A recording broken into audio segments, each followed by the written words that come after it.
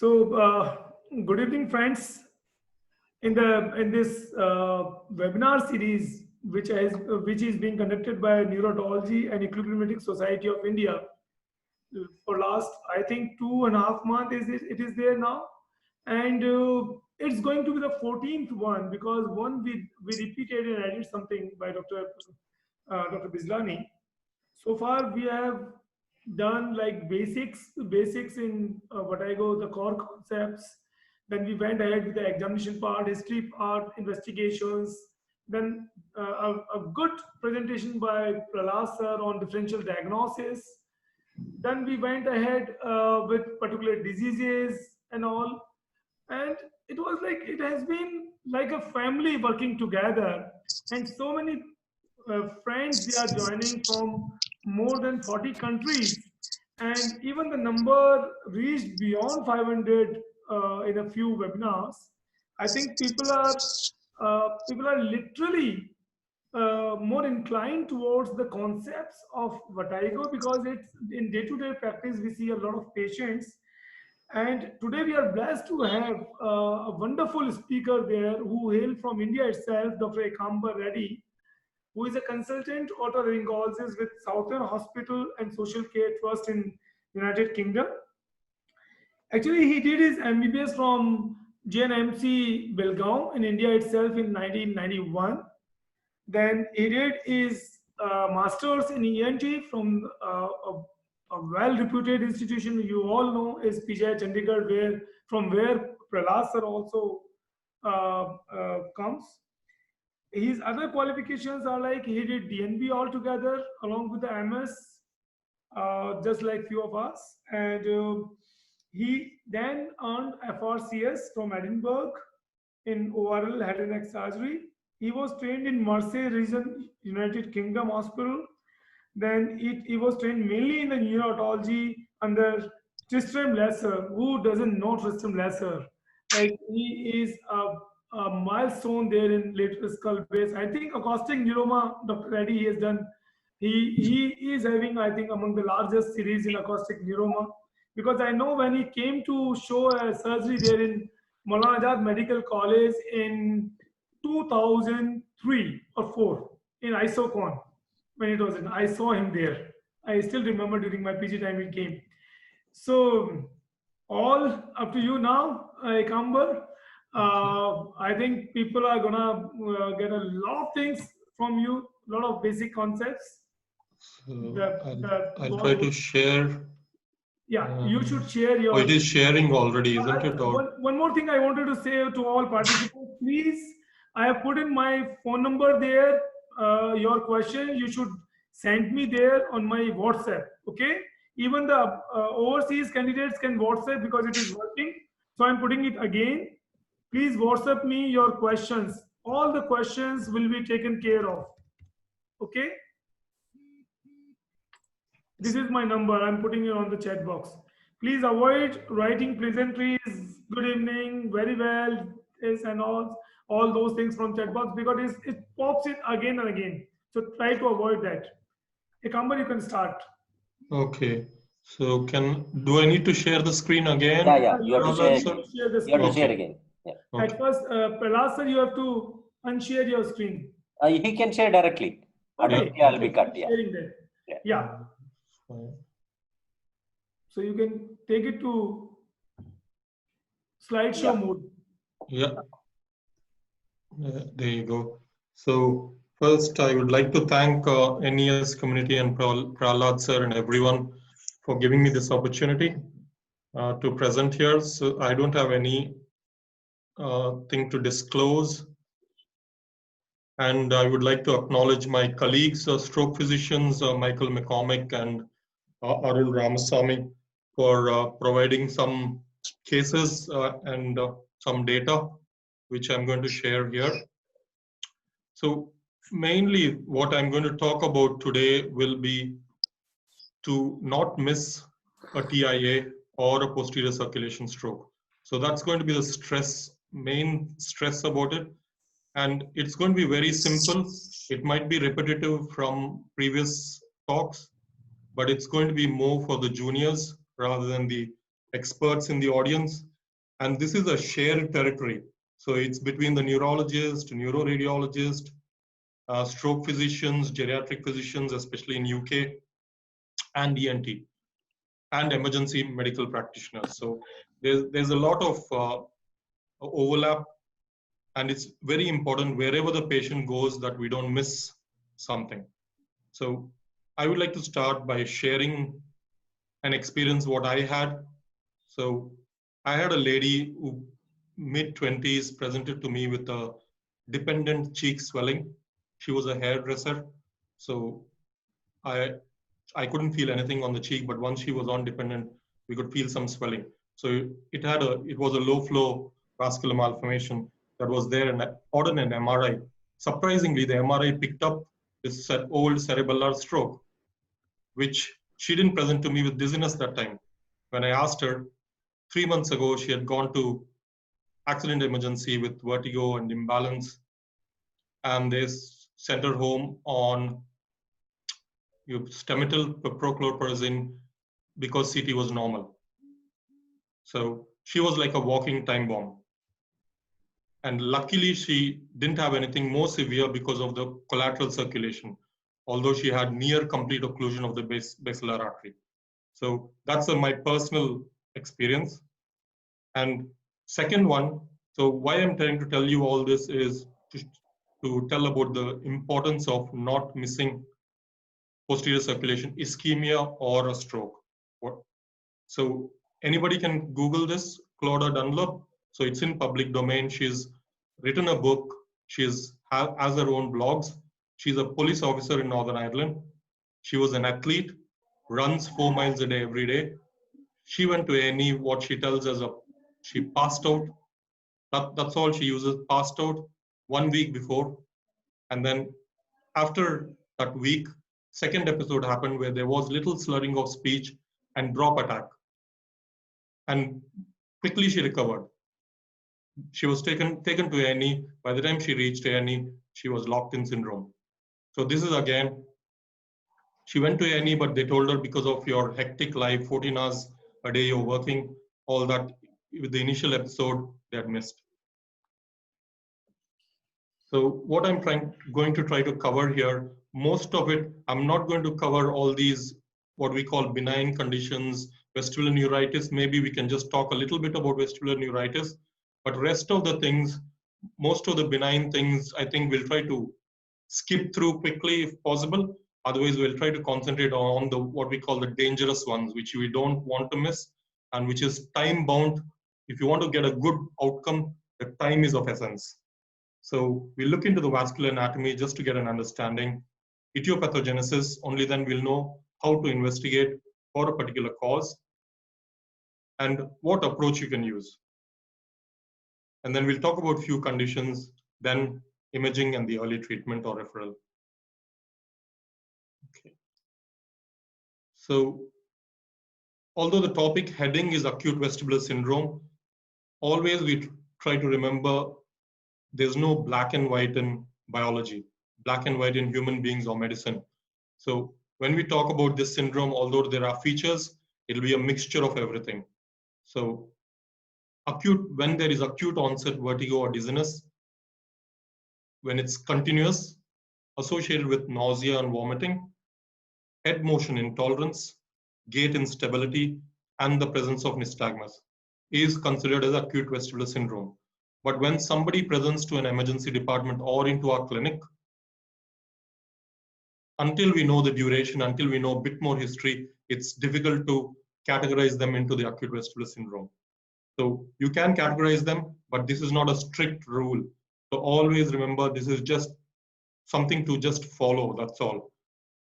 Otherwise, when we come to the approaches, the terminologies, we can go through a little bit more.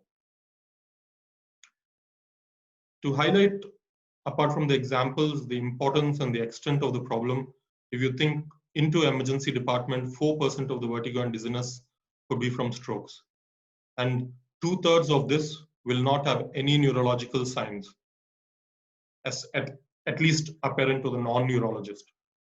So that's the reason, especially the posterior circulation stroke, the brainstem and the cerebellar strokes are misdiagnosed. And compared to the total number of the strokes, as the posterior circulation contributes 20%, roughly the posterior circulation strokes as well are 20%.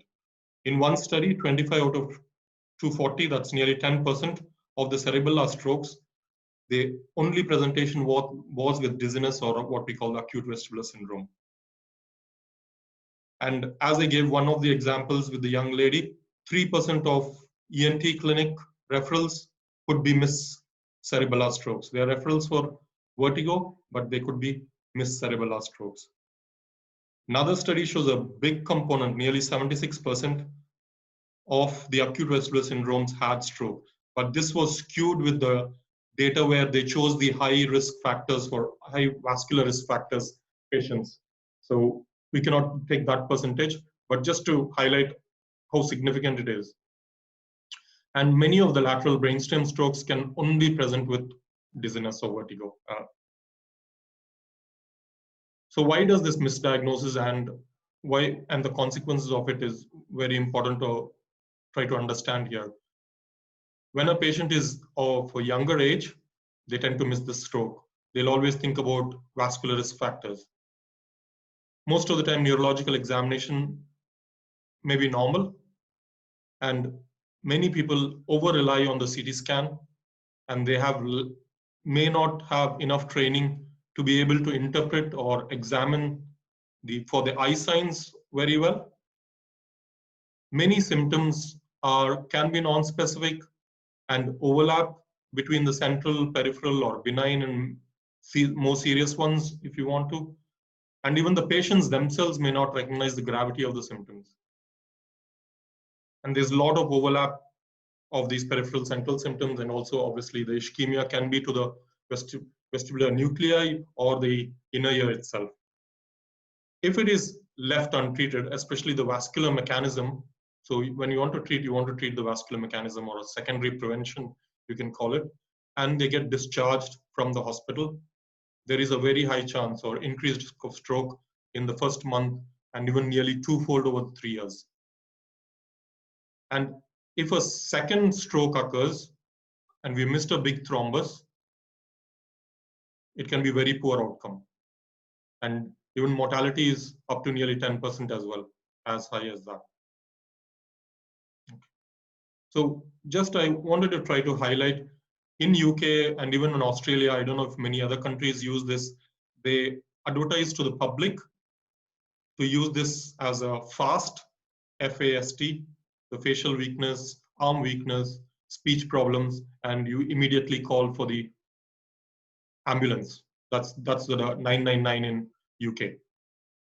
But what I feel is because of this, the posterior circulation strokes will be missed. So if you can add balance problems and eye problems, whether you can add to the public, at least to the general practitioners and the emergency medicine specialist, if you try to educate them about the eye problems as well, they might recognize the posterior circulation strokes better. So some of the concepts I'm going to discuss here, what the stroke physicians or the neurologists or interventional radiologists might be using. This is a standard one which started for research, which is the National Institute for Health Stroke Scale. So all these I'm trying to highlight is for posterior circulation strokes, it might be very, very low. So this has 15 items. Total score can be 0 to 42, less than 6. It's made basically for outcome and severity of the stroke. It shows good recovery. More than 16 will be very poor outcome. Okay, so they tell that each point lowers the positive outcome by 17%. So these are the various 15 item scales. Basically, it's about the consciousness, the best scale, the visual fields, facial palsy, motor leg weakness, limb ataxia, sensory, aphasia, dysarthria, and the extinction and the inattention. So we don't need to know all these details, just to highlight that why the stroke can be missed, because these are the common scoring things that are used to help the emergency practitioners and general practitioners how to refer. And the other score, which is used again for most often, is the for the TIA or transient ischemic attacks is the Rosier score, which is recognition of stroke in the emergency room. So you can see this loss of consciousness and seizure are given -1s, which is so wrong. Many of the posterior circulation can present with those as well, which may be momentary, but so there are fallacies in this. So just to highlight that again, but people use this. Even the NICE guidelines advise this. And the next one, which we're going to talk about, the ABCD2 score for the TIA. It's more a risk factor, and it sort of gives a predictive value for what could be the stroke risk over the next, if that TIA is untreated. So age, that's what A stands for age, B is blood pressure, and it's all self-explanatory, very easy. You'll get it online where it automatically calculates and gives a score and tells us what to do as well. So clinical features of TIA, you can see other symptoms get 0, where vertigo can be one of the symptoms. So unilateral weakness, speech disturbance. So speech disturbance gets 1. That it's difficult to understand why they give 1 for that. But this is one of the standard scores still used in spite of its fallacies saying that there's no better score available. So other way to look at it is think about all the other vascular risk factors: hypertension, hypercholesterolemia, diabetes, smoker, obesity, older age, pregnancy. Especially always remember post-pregnancy, if somebody comes, think about venous thrombosis and a persistent foramen ovale giving rise to stroke. And there can be many other thrombophilia problems as well. And many migraine patients will have higher risk of aura, and they are associated with posterior circulation strokes. So they have a higher risk of posterior circulation stroke, and this is evidence-based as well. So once we know about the importance and what the consequences of missing posterior circulation stroke is, we'll just look into a little bit of anatomy. So we all know about the vestibular nuclei, ocular metanucleus, cerebellum, the thalamus, cortex, the ascending, descending tracts, medial and the lateral vestibular spinal tracts. So a lot of things, it's already been gone through before. So just to tell that any of the vestibular pathway that is involved can result in the presentation as a dizziness or imbalance or what you want to call as acute vestibular syndrome as well. So posterior circulation, basically when we talk about it, it's the vertebrobasilar territory, and it supplies the brainstem, cerebellum, thalami, and parts of the occipital and the temporal lobe. So you can see the vertebral artery where it arises from the subclavian artery, and they are divided into the V1, V2, V3. So V1 is before it enters the spinal foramina in the neck, then V2 through the spinal foramina, and before it enters the cranium, and then intracranial part is V4. Then it joins into basilar artery, and then ultimately as the posterior cerebral artery. So again, angiographic picture. So this line diagram will show us a bit better. And I can also tell you these common areas, obviously wherever it is site of origin or bifurcation areas or where the branches come out. Those are the common areas for atherosclerosis, large vessel atherosclerosis. So in the vertebral artery is just where it arises from the subclavian artery. Then again, where it joins to form the basilar artery, and within the basilar artery as well in the mid portion. And we can see the common branches. So posterior inferior cerebellar artery or the pica, anterior inferior cerebellar artery or ICA, and then superior cerebellar artery. So these are the main areas where when the stroke occurs, they present with vertigo as one or even the sole part of it as well. So it's not accurate, and always we need to understand these strokes when it's an emboli thrown out, it can go into any branches, it gives varying pattern. So that's why I think as a rule, we don't have to try to remember exactly what sort of symptoms and which symptom, where the territory is, all that we can leave it to the specialist, even that, because the management may not alter completely. So we can ignore all this, but ICA supplies the inner ear as well, just to remember that. And a big component is in the brainstem, we have the wakeful and the consciousness area, which is a crucial thing when we think about some of the symptoms. And many areas, there are a lot of collaterals, but whereas the inner ear, they are end arteries, there's no collaterals.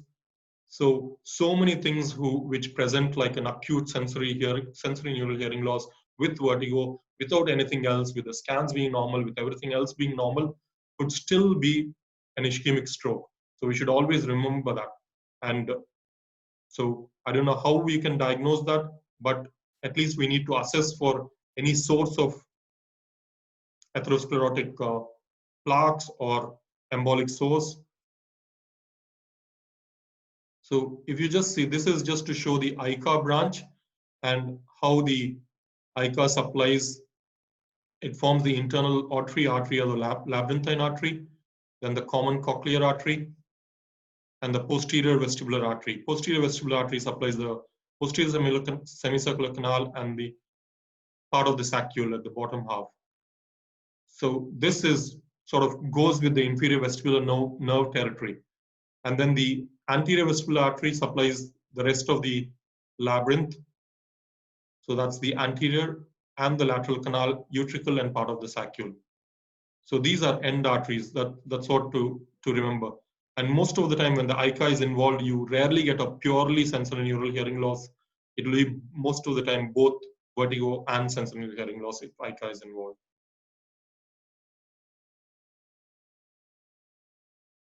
So the next bit will be, we'll go into the etiopathogenesis.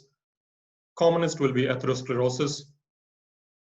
But in the posterior circulation, embolic is nearly 1 in 5, cardioembolic, and intra-arterial emboli, again, common area will be either V1 or V4, 1 in 5 from the vertebral artery.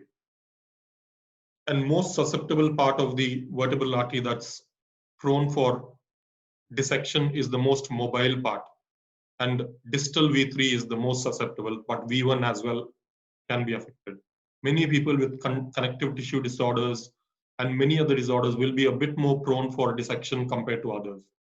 And we shouldn't forget venous thromboembolism or thrombophilia as well. Okay.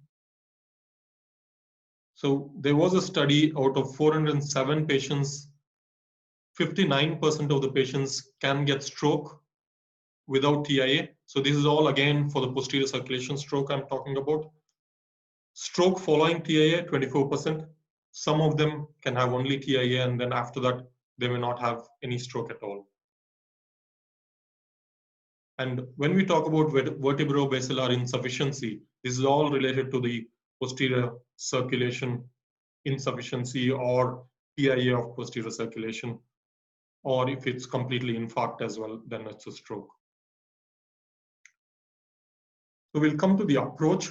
So if you go through literature, it started with eye signs being given a lot of importance. And it is true as well, especially for emergency practitioners and non-trained, non-neurotologists or non-neurologists who are interested in stroke or posterior circulation or vertigo, then this is a good thing to follow. HINS as a mnemonic for head impulse, nystagmus, test of skew. I think these, everybody is want to popularize the mnemonics, and like our Prime Minister Narendra Modi ji is always likes mnemonics. And the other thing with the HINS, they use infarct. It's an alternative to that, to say impulse normal, fast phase alternating, refixation on cover test. All these is to tell when it's a stroke rather than to rule out its peripheral or the benign one. Attest is another one mnemonic they tell. Associated symptoms, obviously, which is an important category. And just by the associated symptoms, you can triage and rule out so many other causes or split them into different categories. Timing and triggers. More and more, lot of importance we have to give in the history is the timing and the triggers, how it evolves, and the duration, and how the onset of it. After that, the bedside examination signs, which are the HINS, which is already described before. Then you can add to it testing as needed. And Newman and Toker with the Edlow, Jay, they've popularized all these, even the titrate, again, similarly timing, triggers, and targeted examination.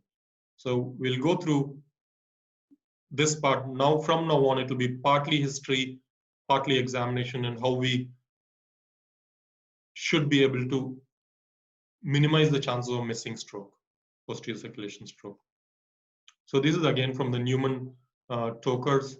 So they try to triage initially based on prominent symptoms, like if there's somebody with abdominal pain and they have orthostatic hypertension, we know that there could be something serious, bleeding occurring intra-abdominally.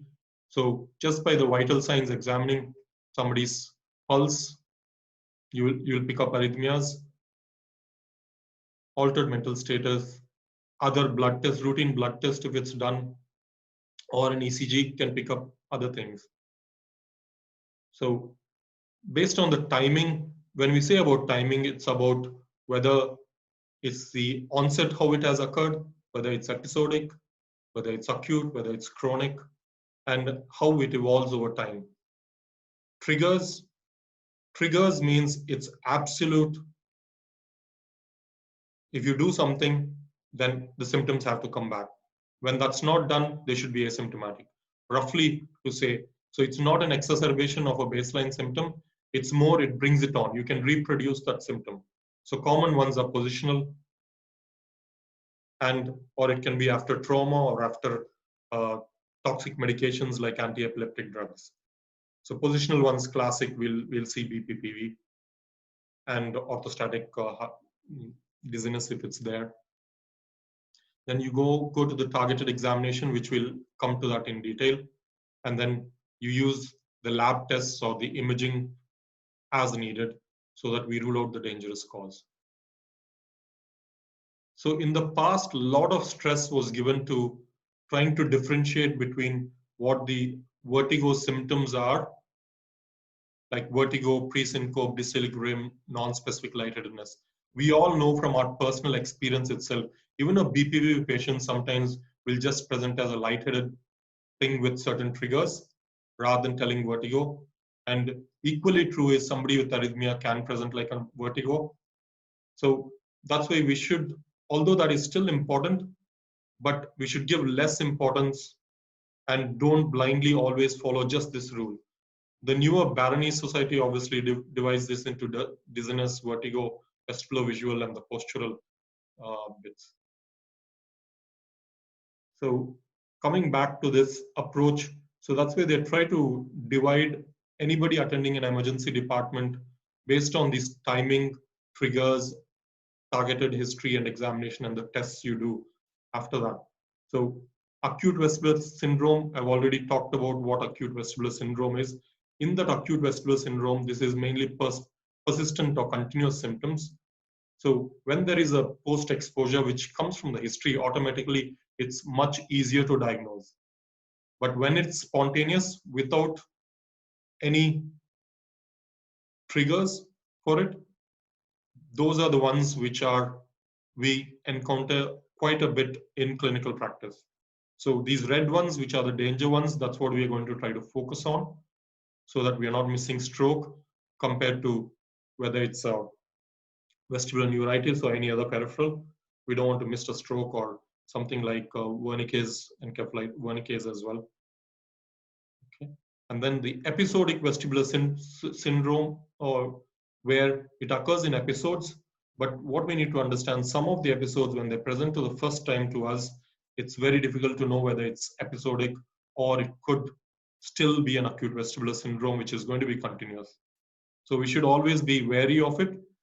And when we are dealing with symptoms like BPPV, which is with the positional changes with the position of the head, always remember there could be something serious in the brainstem or the posterior fossa that could produce the similar picture. So we'll go through that in detail again.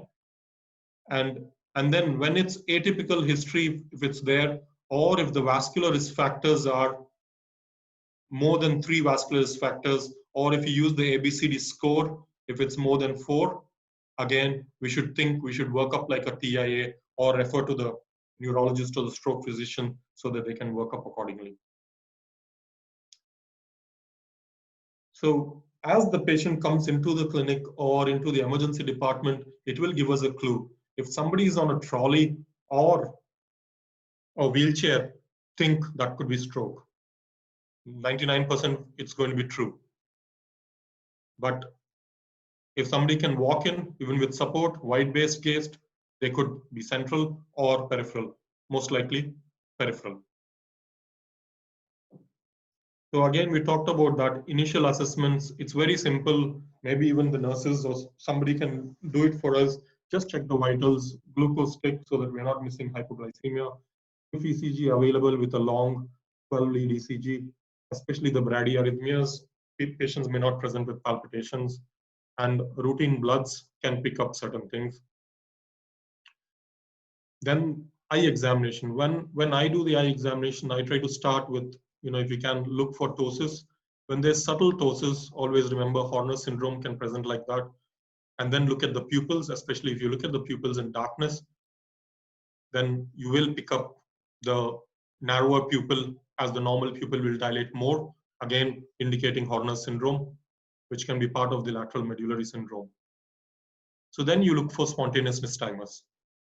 When you look at the spontaneous nystagmus, try to characterize it, just not present and absent. Characterize the direction, characterize the fast component direction. Obviously, when we say nystagmus, the fast component direction, whether it's horizontal, whether it's vertical, whether it's torsional. And once you do that, try to take out the fixation. You're suppressing the fixation. One, obviously, if you have Frenzel glasses, that's the best way. But the poor man's Frenzel glasses, they are M glasses.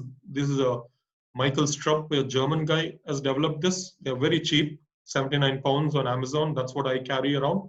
So you can just clip it onto the patient's nose. That doesn't need battery, that doesn't need anything. It's around plus 14 diopters. So it eliminates the visual fixation. So when you eliminate visual fixation, nystagmus intensity will be increased if it's peripheral. If it remains same, most likely central. So again, no hard and fast rules. These are only sort of guiding us, but you can never follow as black and white. So just to show a bit more of these glasses, how thin and how easy to carry around. So just to clip it on. And then the other way, if you don't have that, what to do eliminate the visual fixation is what we call the cover and pen torch test. So ideally, if somebody can stabilize the head as well, then you're covering one eye and then you're shining a light into the other eye, which eliminates the fixation. Then you can see the nystagmus in that eye. So in peripheral nystagmus, sometimes if it's not seen spontaneously, by eliminating visual fixation, you may see it. Or the other way around, if you ask somebody to fix onto something, if the nystagmus comes down, it's more a peripheral. If it doesn't change, it's central. So if this is available, this is well and good. Unfortunately, we don't have it available. And if an accident emergency can have this, and if you train people, or nowadays like how stroke physicians do from home, if it is sent through WhatsApp or uploaded onto any electronic systems, they can go through it, and like telemedicine, you can examine or interpret the eye findings very well. So even if it's a non-expert, then you can send it to the expert for interpretation. This is expensive. You need good software. That's the downside. Otherwise, this is the best if it's available. Or any other form of video oculography will help for the eyes. So after that, testing for spontaneous nystagmus and then eliminating fixation. So it's trying to look for gaze-induced nystagmus. So always both sides you check, and it will be direction changing. When there is gaze-induced nystagmus, it will be direction changing, especially in cerebellar or central, most of the central pathology. In vestibular neuritis, if it's there, it will not change direction. The direction will still be same, whatever gaze. Based on how late they've presented or how early since the onset of symptoms, you may see grade 3 nystagmus. That is when the gaze is opposite to the direction of the nystagmus as well. You will see the gaze nystagmus. But if you see them later on, you might see only mild nystagmus, where the nystagmus is present only when the gaze is towards the direction of the nystagmus. So again, this table just to highlight central versus peripheral. Again, there's no black and white rules, and there will be a lot of overlapping. But what to remember is if you see these features, which is towards central, is more important than features telling us which could be peripheral. Something which tells it could be peripheral can still be central, because vestibular nuclei can be involved, or the inner ear can be involved with the stroke. So that's what we need to remember. So the next test is test for skew deviation. So it's just alternate eye cover test. So here you can see, so there is a vertical correction occurring for the skew. So sometimes if you see the patient on the bed sitting up, they may tilt, the ocular tilt reaction itself might be an indirect indicator. And we always tell about a hypertropia, the eye, which is at a slightly higher level, is considered that pathologic eye. But again, the side of the brainstem involvement can be any side. So it indicates if there is skew deviation, it indicates central pathology or dangerous pathology, in other words. As we do gaze evoke nystagmus, you are going to look at the smooth pursuit anyway. It may show catch-up saccades, especially if it's cerebellar. In the presence of spontaneous nystagmus, it's very difficult to examine saccades. You can do convergence as well. When you try to do convergence, then you might see internuclear ophthalmoplegia, especially when it's bilateral.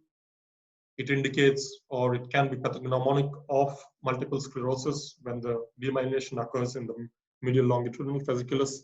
But if it's unilateral, there can be other brainstem pathologies like tumors to remember. At the same time, I try to examine the third, fourth, sixth cranial nerve very quickly. Then go on to the head impulse test. So this was a lady who presented to me after a few days of admission with acute vertigo with no other symptoms, and then CT scan was normal. And when she presented to me, she was already improving. She walked into the clinic. So you can see the head impulse test. So that's the correction occurring, corrective saccade on the right side. That's occurred again. Now the left, which was normal.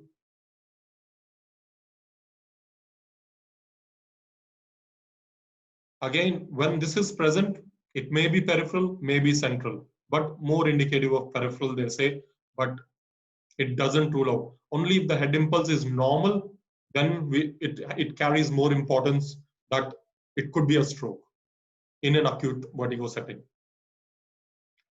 So, and then if everything is normal, so all these, if imagine a patient with acute vertigo and he's throwing up and nausea, vomiting. So the stepwise pattern I've gone is the lesser trouble you're going to give the patient so that you're not exacerbating their symptoms. So next will be the vestibular ocular reflex suppression. If everything else, you are not getting any diagnosis with those tests, then you do this with a rotating chair. So when you're doing this, ideally, if somebody can stabilize the head and the arms as well, that will help. And there will be catch-up saccades or slippage of the eyes if there is cerebellar pathology.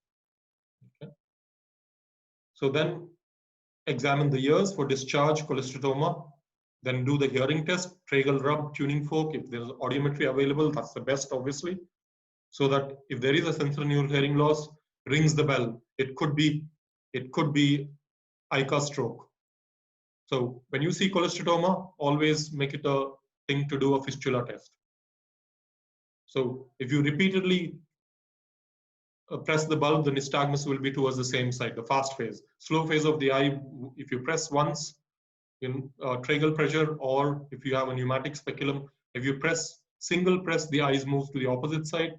But if you repeatedly press the nystagmus, fast component will be towards the same side. Okay. So here examining the eyes will at least tell us whether it could be some sort of labyrinthitis.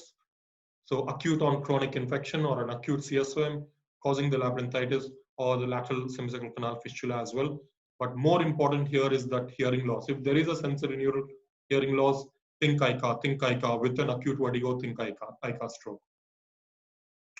So then quickly do the other neurological examination where you can do corneal reflex, which will show both 5 and 7, then the lower cranial nerves very quickly, 9 to 12.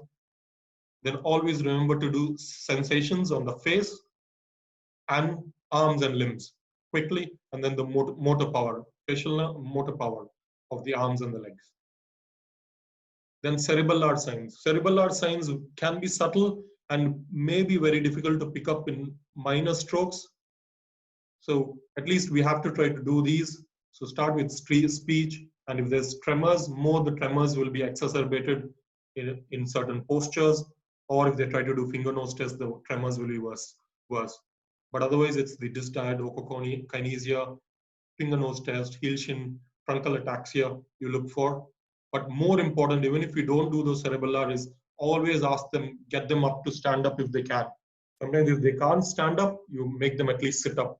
So that indicates truncal ataxia, that it's definitely cerebellar, something serious is going on.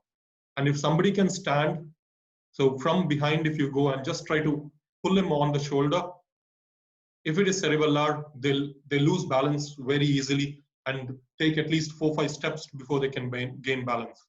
So, but you are not going to let them fall. That's the reason you're standing there. So that's from experience, I've just got that. And if possible, get them to walk. So if they can walk, most of the time you think, okay, it could be peripheral, but they could have a ataxic gait, which indicates cerebellar.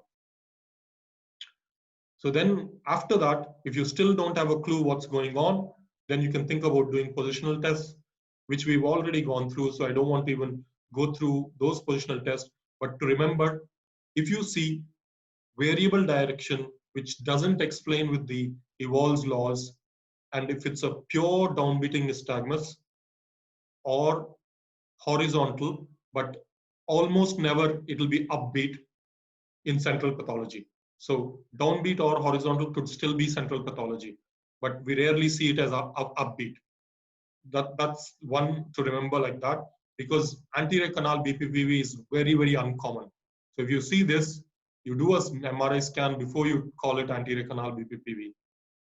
So duration of the nystagmus can be more than 90 seconds, and there won't be any spontaneous reversal.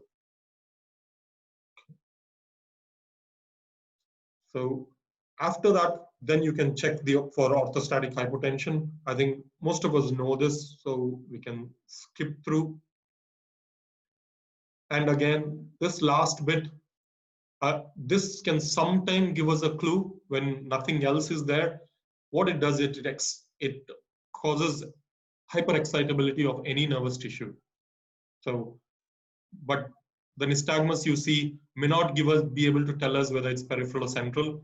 More commonly with CP angle pathology or central pathology, the nystagmus may show up.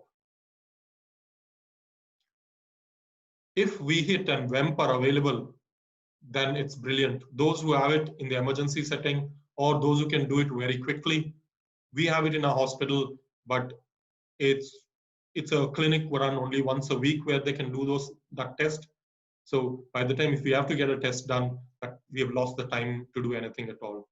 So, but if that's available, then one of this study by Kalik Z has shown that what is significant is if the VOR gain is less than 0.68 and the refixation saccades prevalence is more than 135%, it more indicates a peripheral compared to a central with 90%. That's vestibular neuritis compared to a posterior stroke with 91% specificity and sensitivity. And if you compare the amplitude ratio of the VEMP, if it's 50% difference, then there's 91%, 50% sensitivity and 91% specificity. So just to show these in the stroke, which is the right side stroke, you can see that VHIT in the horizontal canal is seen both sides. But if you look at the gain, 0.85, look at the gain here. So you can see the VOR gain difference in the peripheral and the number of saccades, the amplitude and the number significantly different from the central. And you can see the WEMP as well, amplitude ratio of 100% nearly absent on the left compared to the central pathology one.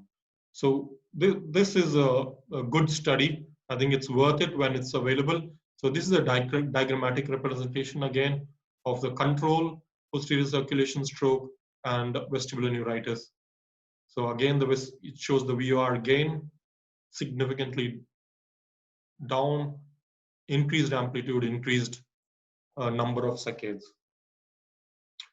So all this is just to tell one example of an ICA stroke, especially where any parts of this brainstem can be involved here, mainly the pontine area. So, and a complete syndrome will be present only in 16%. So the neurologic deficits, if you see this, it's a low percentage of them have neurologic deficits. So that's the reason it's when somebody presents with acute vestibular syndrome, especially associated with hearing loss, think about these rarer ICA infarcts as well. More common is pica infarcts. And always remember, I've heard stories where patients are sent home where significant vomiting, that's why they call it pseudo gastroenteritis. Some cerebellar strokes present like that, where more than the vertigo, their vomiting is predominant compared to the amount of vertigo they have. And some patients will be sent back as alcohol intoxication because of the dysarthria and the ataxia, especially in young people, because they think there's no stroke risk factors and they're labeled as that. When that shouldn't happen. So vestibular nuclear stroke, just to tell, you will get mixed findings. So this really confuses everything. So there will be peripheral and central sort of picture where the head impulse test will be positive. It can be one side, both sides, and the spontaneous nystagmus most of the time away from that side, but then there will be gaze-evoked nystagmus as well, or it might be absent as well. So just to show, diffusion weighted MRI will show a lighted up white focus. This is on the right and the left side, medial vestibular nuclei infarcts. So when we are talking about strokes, we shouldn't miss about ischemia as well. That's transient ischemic attacks. And why I put this up is, what will complicate matters is so many features of vestibular and basilar migraine will literally mimic or share patterns with the transient ischemic attacks in the posterior circulation territory. 5% of the TIAs within 48 hours can present with stroke. So that's why rapid treatment will decrease the stroke risk by up to 80%. It's mainly the vascular or the vascular risk factors and everything else. That's why prompt diagnosis is so critical. And many of them, including strokes, the diffusion weighted MRI, like strokes, diffusion weighted MRI can miss these, and it's a significant percentage. That's 1/3 is missed. So I think when last time they talked about migrainous vestibular migraine, we talked about these migraine accompaniment. So visual aura, which are common. So march, gradual build-up, migration of these visual scintillations, they will give roughly a clue to these that it's migraine rather than TIA, progression from one component to another. So we can skip through these. So again, we just, to highlight this, when there is negative phenomenon like loss of vision compared to positive phenomenon like scotoma, will differentiate TIA. And many times it's unilateral, but can be bilateral. Abrupt onset within seconds compared to a gradual buildup. Numbness compared to paresthesia. So march of the numbness from hand to face, or paresthesia hand to face. So that's the reason it's very important. Here symptoms appear and disappear quickly, and there will not be a stereotypic recurrence of these symptoms in TIAs. They will have different types of symptoms. 1 week before, they might tell just, oh, I had a unilateral limb decreased sensation. Then next minute they tell only vertigo was there, or they had a drop attack. And the drop attack compared to an autolytic crisis where it's like a feeling of pull or a push, here they'll just tell suddenly my knees folded and they drop down. So it is like more like a flaccid thing. Then think about brainstem thing, TIA. So after the stroke and TIA, multiple sclerosis is the next common. 5% of them can present with initial dizziness because of the demyelinating plaques around the brainstem near the cerebellar peduncles and the medial vestibular nuclei or the medial longitudinal fasciculus. We shouldn't forget these BPPV mimics, or you can call them central paroxysmal positional vertigo, where there can be episodic trigger and they're called episodic vestibular syndrome. What I have seen is a young child, 10-year-old, with a brainstem glioblastoma. That was the initial presentation as a positional dizziness. And when you put them in position, you more see a vertical type nystagmus, mainly downbeating, or you can see horizontal as well. And then Chiari malformation, where the cerebellar tonsils are protruding down. Other things, it's not our territory. Those are the ones which we can see in clinic. Sometimes it's subacute presentation rather than acute, all these pneumoplasms. And why I just put these tumors up again is most of the time it's audiological presentations, but sometimes if there is a sudden hemorrhage, they can present with dizziness as a symptom as well. But the hearing might be, obviously hearing loss will be there. So other medical causes we shouldn't forget.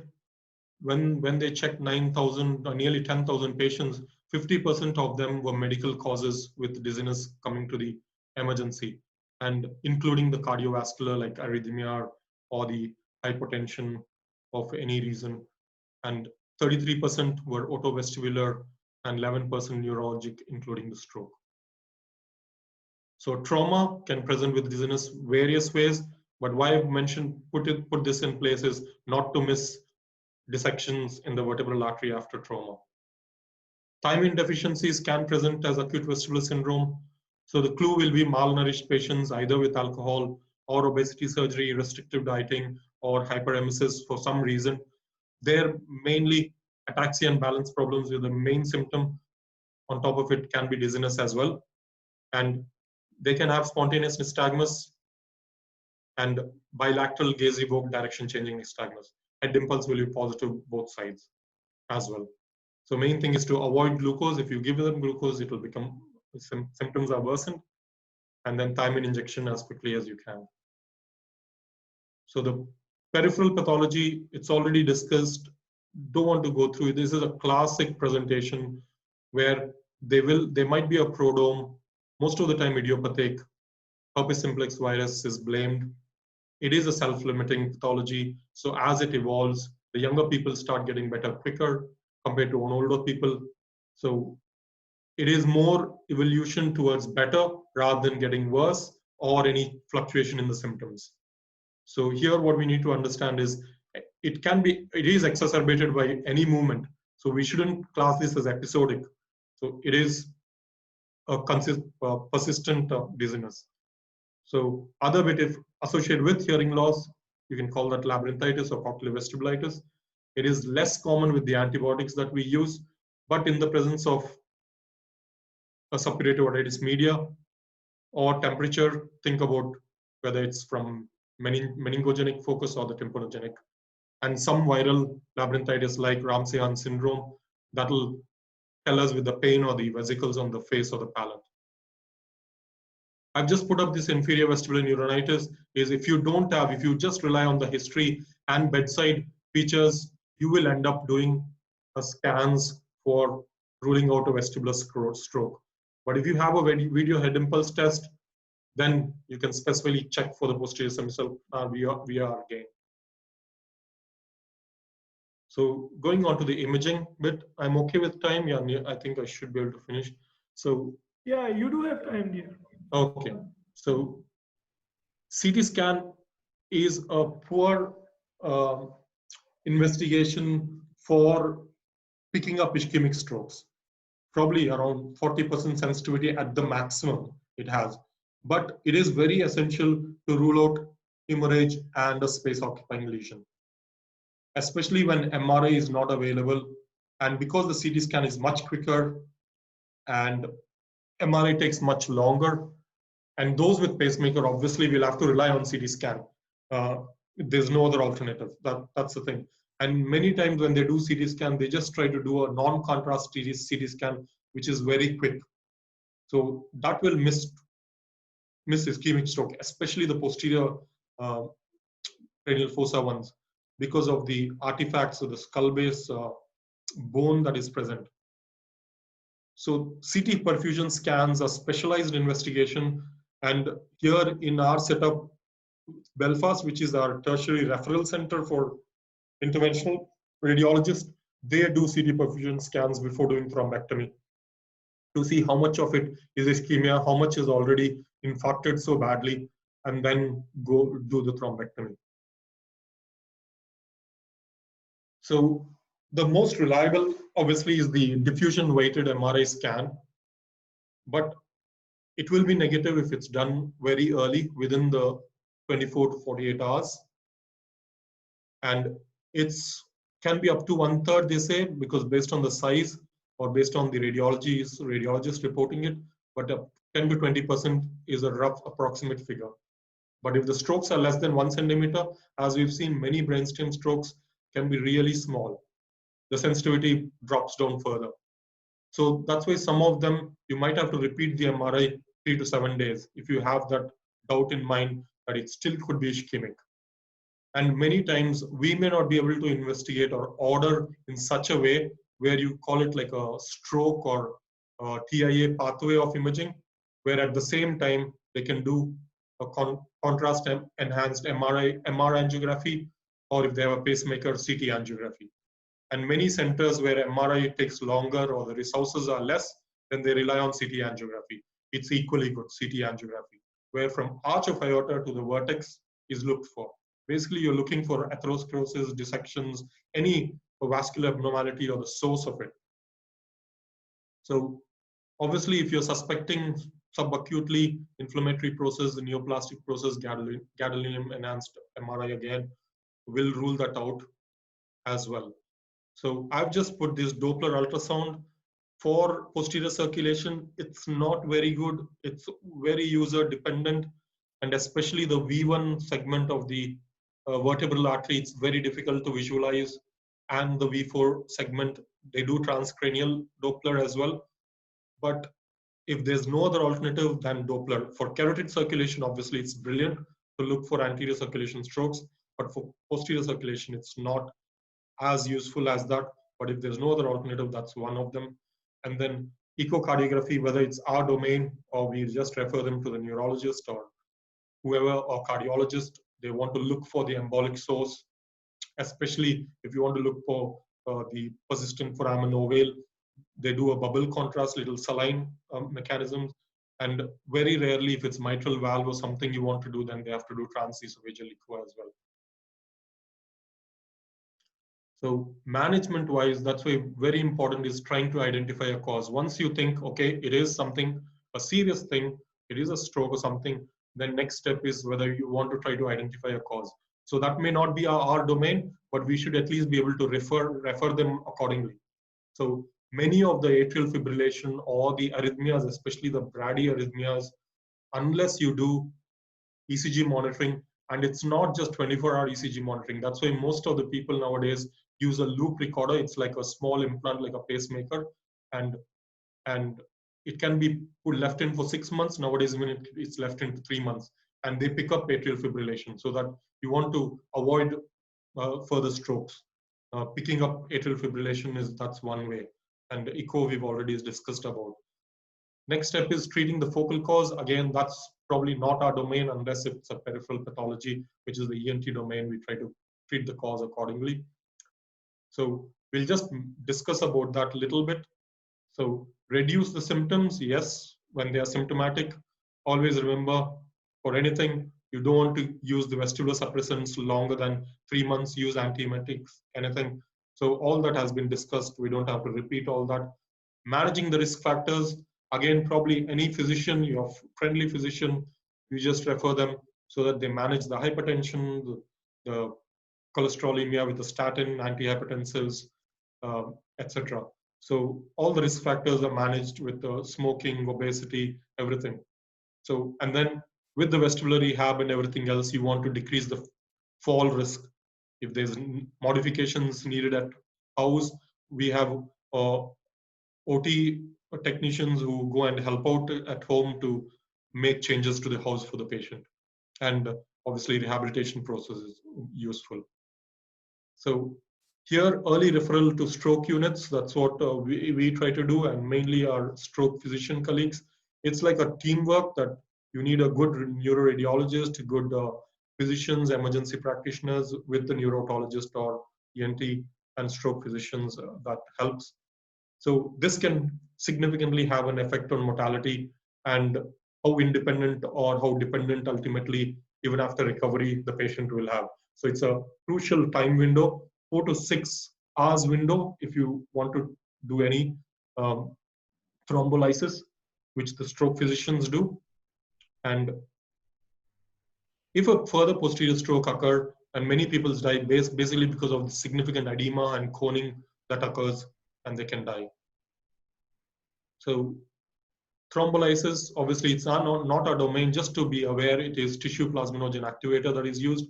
Normally 4.5 hours is the cutoff, but many of my colleagues whom I know, they even take it up to 6 hours for posterior circulation. So main thing is the bleeding risk is high. And if a bleeding occurs in posterior circulation, it can be really lethal. So that's why, this is a very variable thing, but going by evidence, like some of them just, even without scans, if somebody, young person comes and is so ataxic with just dizziness, but no other neurological signs as well, they go ahead and thrombolyze them as long as there's no risk factor for bleeding. And within minutes, in front of our eyes, the symptoms improve. That's the thrombolysis effect. But once it goes beyond 6 hours, or if it's a big thrombus, it doesn't work at all. Big thrombus, they still thrombolyze before referring for mechanical thrombectomy. But Dr. Reddy, yeah, do we have something more? I'm nearly done. Yeah. So yeah. 2 minutes. Yeah. So mechanical thrombectomy is done like 6 hours, up to 6 hours, most of UK, but in Belfast, they've done a lot of research, and that's why they do up to 24 hours for posterior circulation, up to 12 hours for anterior circulation. So it makes a dramatic difference to the outcome of a patient. So, and then secondary prophylaxis, obviously this is not a domain, but based on whether it's sinus rhythm, whether it's TIA or stroke, but most of the time it's antiplatelet drugs. And if there is a risk of another, like with AF, then they give neuroanticoagulants or warfarin. And if there is a dissection with thrombus, then warfarin or clopidogrel. So this is all not our domain, just to be aware of it. So I think I'll conclude. So I was going to tell another case, but so I think people can put in their case scenario or something like that to ask you. Yeah, that's fine. So these are the take-home messages. So red flag signs will be abrupt onset, vomiting more significant than dizziness, nystagmus more than dizziness, presence of hearing loss, ocular signs, obviously the central ocular signs, headache and neck pain is obviously a red flag, dreaded Ds, all the diplopia, dysarthria, dysphonia, all those things, inability to stand unsupported, fluctuating consciousness, sensory abnormalities. So that's why high index of suspicion, early referral. Thank you. Thank you so much, Ekambar. It was such a wonderful presentation. That you have included each and everything down there. And I think most of the neurotology part, the otologist part, people do know. Yeah. They know about peripheral things and all. Yeah. This something like a good insight you have put in about the central pathologies and how to deal with them, and in an emergency, how to like differentiate the things. Yeah. So I'll introduce our panelists down there. Dr. Shweta Shenoy is there.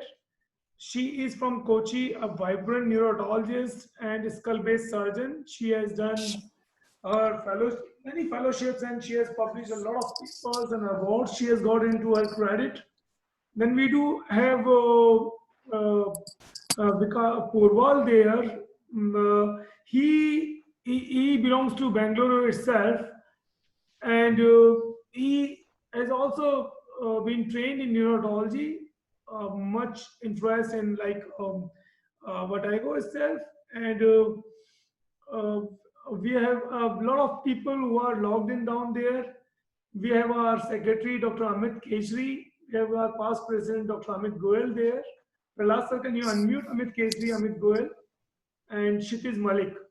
So it was a nice presentation. Can we go ahead with some questions there? Yeah, Dr. Pawan.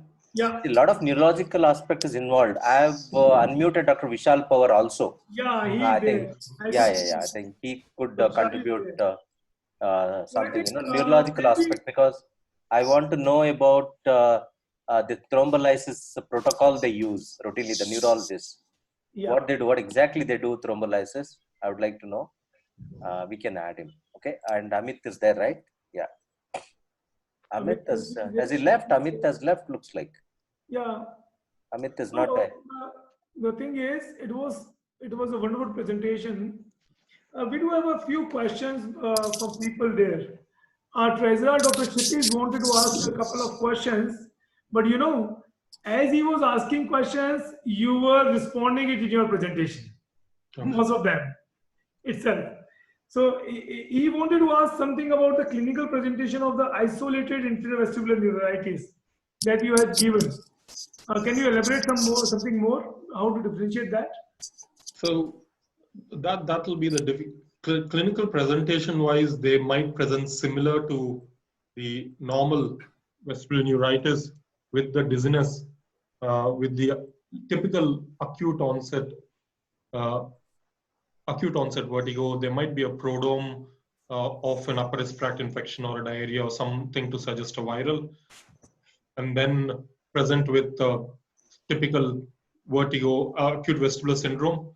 But when you examine, because most of the time we are trying to examine for the horizontal canal signs, so horizontal canal involvement, that's when we don't pick up those on bedside examination.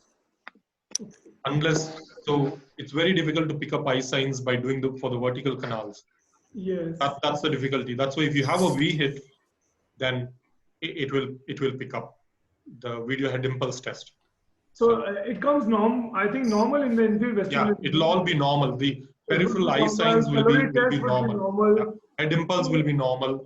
Wouldn't that be a difficult situation, because people would be thinking something about the central pathology?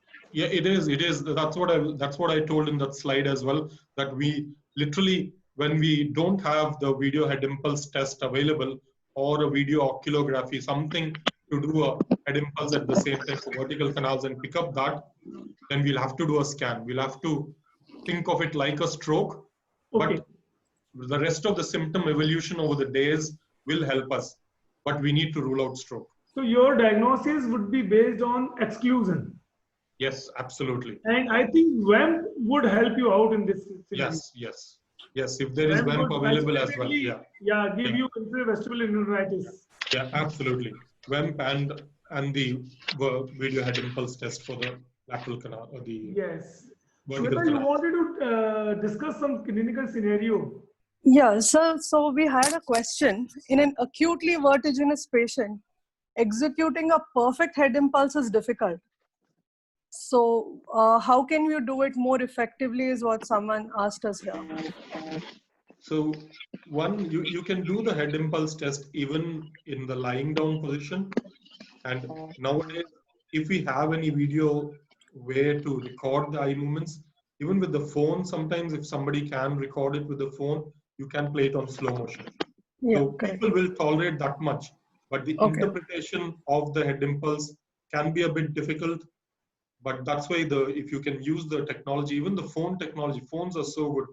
So yeah, correct. For me in the clinics, because I don't have video oculography like most of you all have, then I tend to use my phone to just record the eyes and then play it slow motion, which will give me a clue, exact direction, the nystagmus, everything we can slowly interpret it. So that's the only way. Otherwise, even in lying down position, you can do it. Okay.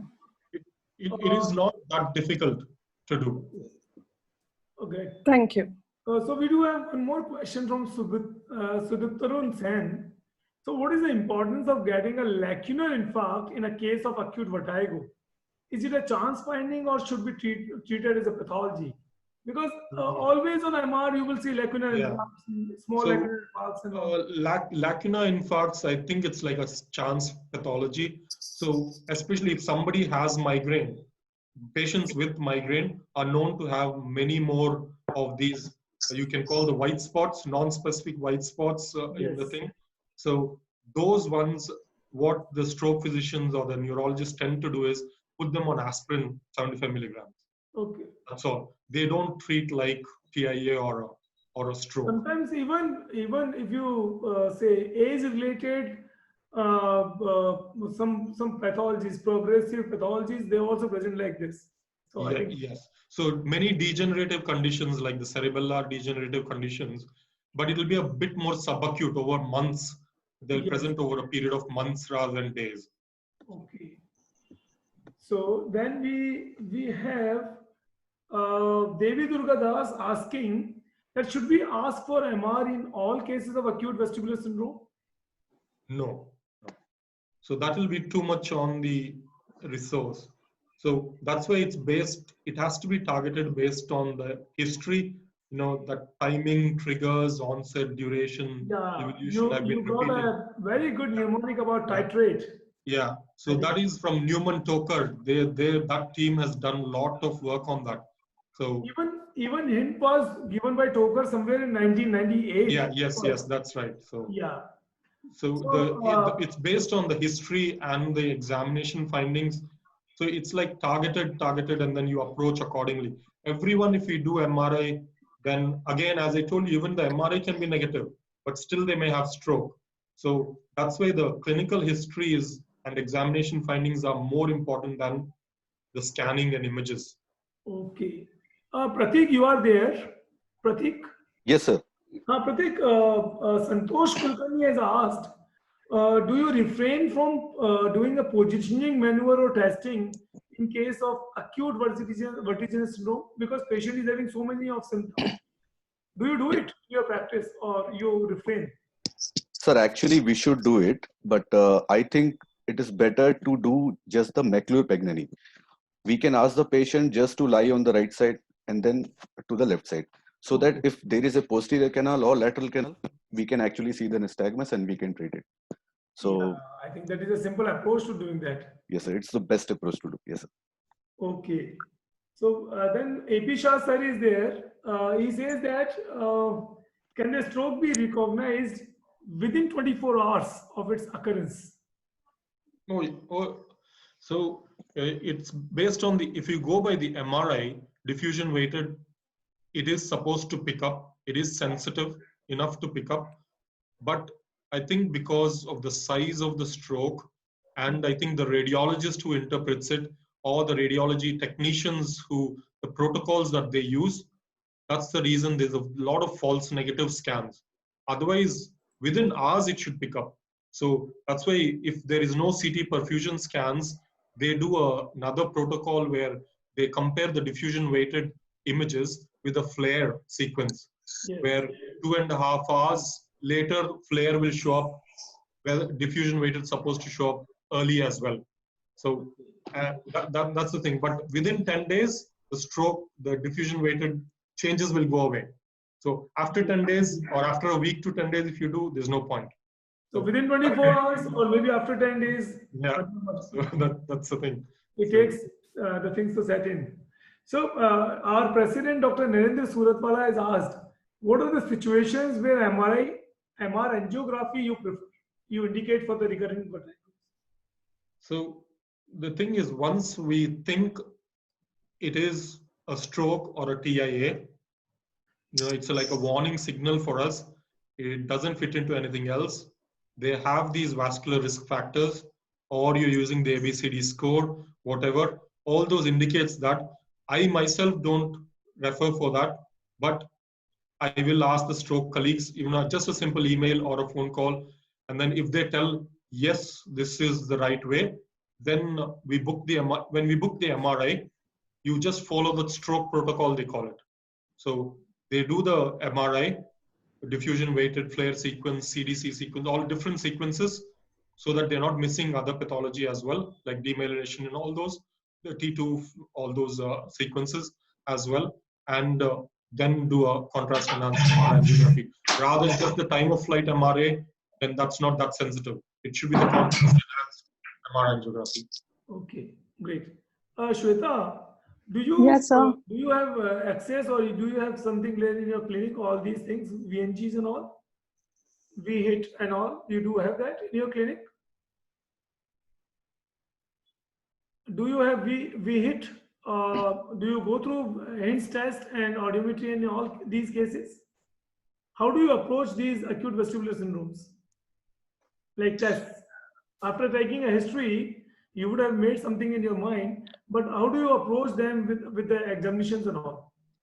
So clearly that we have, the first thing we have to do is in any acute vestibular syndrome, it could even be a case of menias or something presenting immediately with acute vertigo.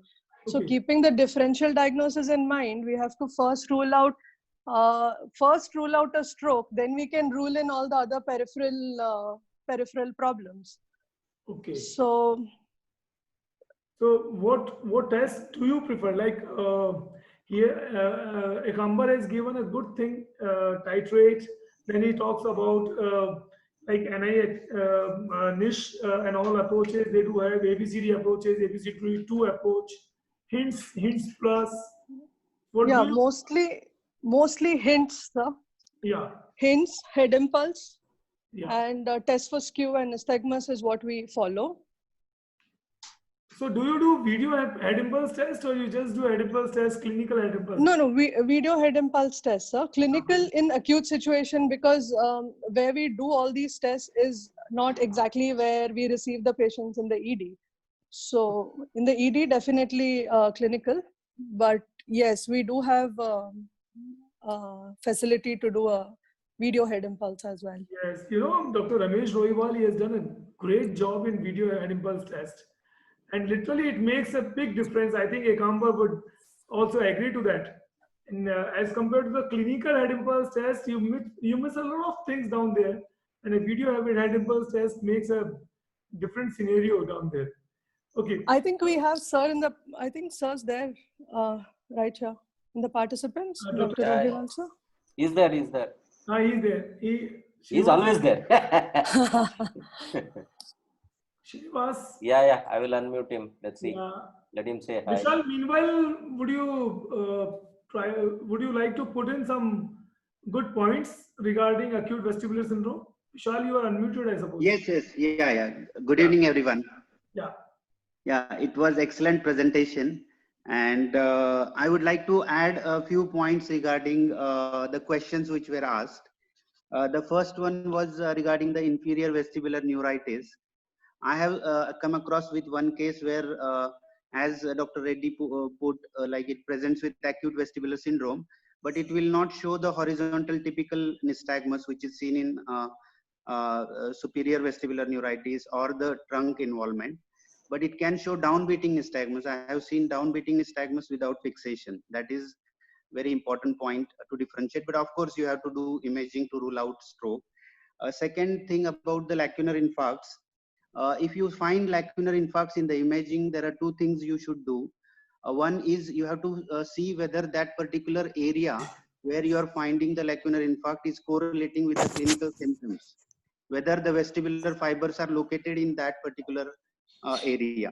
If it is a cortical lacunar infarct and you are finding vestibular symptoms, so it may not correlate. So you have to correlate that. That is one thing. And second thing is diffusion restriction should be there in the same place. So if there is diffusion restriction, then it goes with acute stroke, in favor of acute stroke. So that is second point. And third point regarding the MR angio. Regarding the MR angio, angio should be done in all cases with stroke, as it was rightly put by Dr. Reddy, from starting from the arch of aorta till the vertex. It should be done. Excuse me. A few people want to see you. Put your video also on. Okay. Okay. You are in a good shape. Don't worry. Go ahead. Okay. Yeah. So MR angio should be done in all cases of stroke as a part of stroke workup, even in TIAs, because we should screen from the arch of aorta. The thrombus can be present like the the atherothrombosis, that is large artery atherosclerosis, can be there from the large arch of aorta or vertebral arteries or the carotid arteries. And we should do angio in cases where we want to rule out other possibilities, like for example, vertebral artery dissection.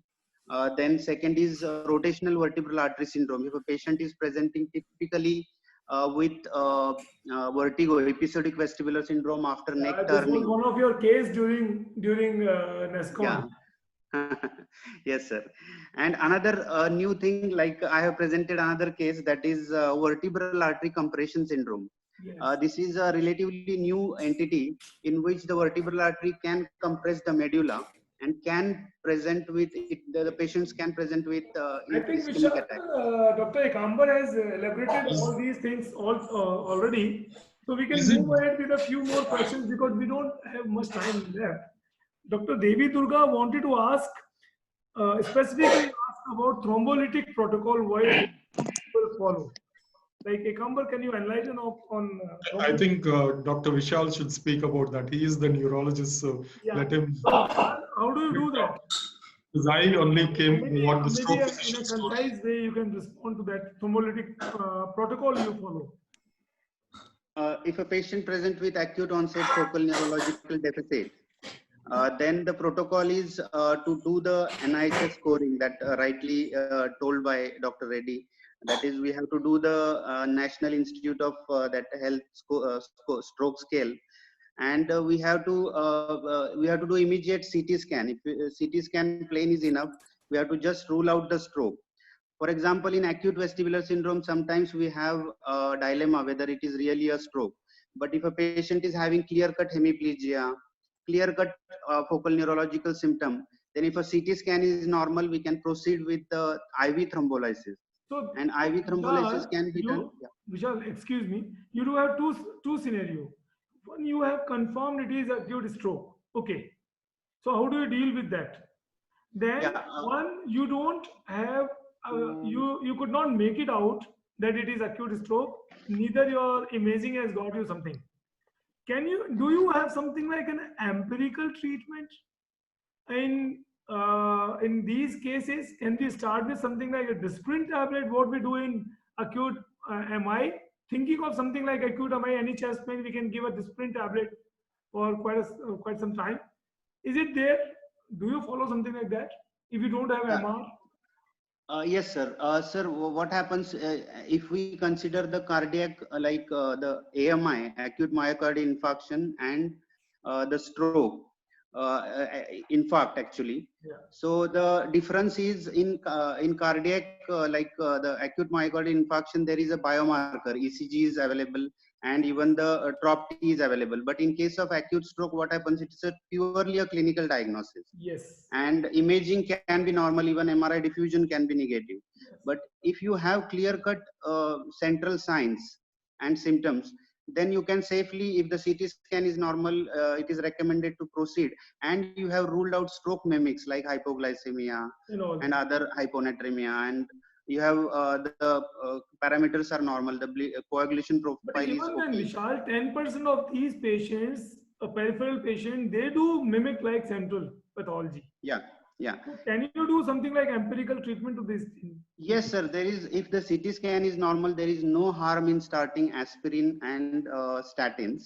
Okay. But the decision regarding thrombolysis is based on, because it is an invasive treatment, there is a risk of bleeding. So decision regarding thrombolysis is always based on hard signs, which are central signs. And it can be given like IV thrombolysis in case of both the anterior and posterior circulation can be given up to 4.5 hours. And regarding the mechanical thrombolysis, it can, in posterior circulation, especially if there is basilar artery occlusion, it can be done up to 12 hours also. 12 to 24, even sometimes it can be done up to 24 hours. And posterior circulation, why most common symptom is vertigo, is because the vertebral, our vestibular system is constantly active. Even during sleep, there is a resting vestibular tone. So all the vestibular fibers in the cerebellum and the brainstem, they continuously require blood supply. And that's why the most common symptom of posterior circulation stroke is vertigo. So it's because it is continuously, it needs perfusion. It is something similar to the heart. And there is no harm if CT scan is normal, we can give aspirin. But if the But patient Vishal, presents with you are talking within about CT scan. Is CT scan of any value in acute vestibular syndromes? sir, CT scan I is of think value. Kambar would Yeah. agree. I would myself won't advise for initially for a CT. I think MR is more informative as compared to if you are talking about ICA or PICA circulation and all. Yes, sir, definitely. Sir, if you are seeing a patient within window period and only CT is available, there is no we can go ahead with CT. Yeah. And if a patient present within window period and MRI is available, I will definitely go ahead with immediate diffusion weighted imaging, and the decision of thrombolysis can be taken. Okay. Yeah. So one more question was there. I think Pratik, can you enlighten about that? Can Yes, a sir. variant of ICA's stroke initially affect vestibular syndrome system with cochlear sparing? ICA. Sir, actually, I think Dr. Vishal can enlighten us. Yes. Vishal. Yeah, in cases of ICA territory, what happens is I recently read one article. Uh, Many patients will present like acute vestibular syndrome, especially new onset acute hearing loss is very important sign, one of the sign. And another important thing is most of these patients, the good thing is that they will have 90% of patients in that study, they found that they had associated other central signs and symptoms.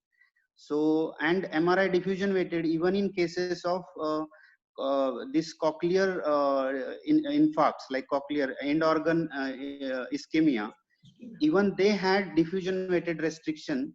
In fact, there is one article by Newman Toker in which they have found that out of 12 patients, 11 patients had diffusion restriction. Even the patient had isolated vestibular syndrome with new onset hearing loss.